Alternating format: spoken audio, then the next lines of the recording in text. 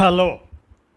కానమోకు కథావచనం మోహనవచనం పరిజ్ఞాన హితబాండం నిత్య చదువరి శ్రోతలకు ఆహ్వానం. నమస్కారం.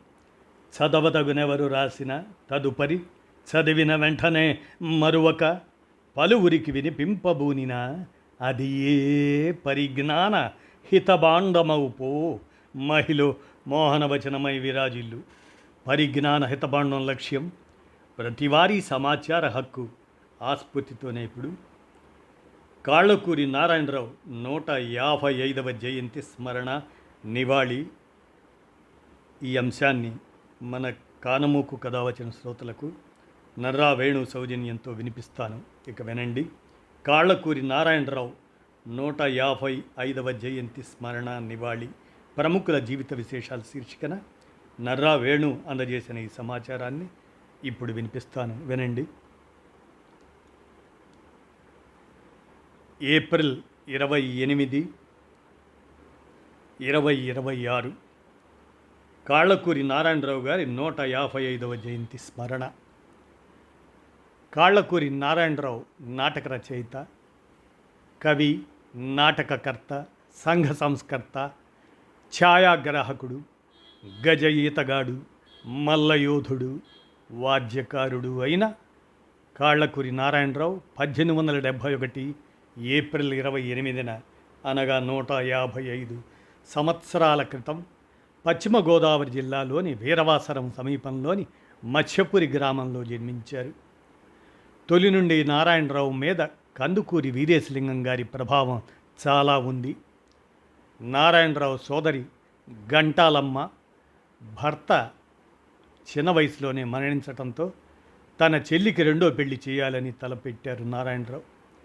తండ్రి ఒప్పుకోకపోవటంతో గొడవపడి ఇల్లు వదిలి కొంతకాలం ఉత్తర భారతదేశ యాత్రలు చేసి తిరిగి వచ్చి కాకినాడ కార్యక్షేత్రంగా ఆనాటి సామాజిక జీవనంలోని లోపాలను ఎత్తిచూపుతూ సమాజంలోని దురాచారాలను ఖండించడానికి తన కళాన్ని ఖడ్గం చేసి నాటకాన్ని ఆయుధంగా మలుచుకొని అనేక అభ్యుదయ రచనలు చేశారు ఆయన. సమాజంలోని దురాచారాలను ఎండగడుతూ ఆయన రాసిన చింతామణి, వర విక్రయం, అలాగే మధుసేవ అత్యంత ప్రజాదరణ పొందాయి.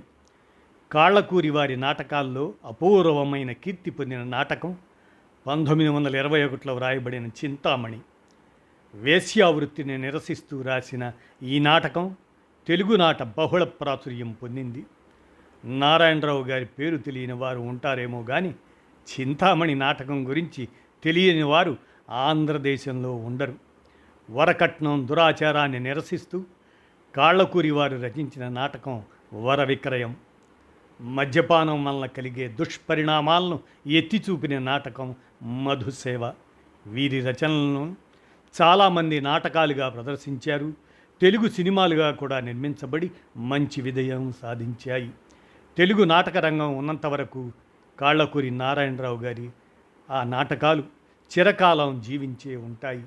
ఇంతటి మహారచయిత కేవలం 56 ఏళ్ల వయసులోనే 1927 జూన్ 27న మరణించారు. ఆ విధంగా ఆయన కీర్తిశేషుడే.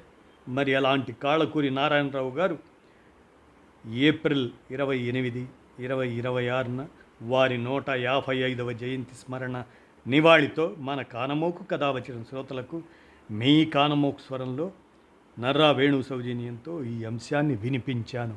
విన్నారుగా. ధన్యవాదాలు.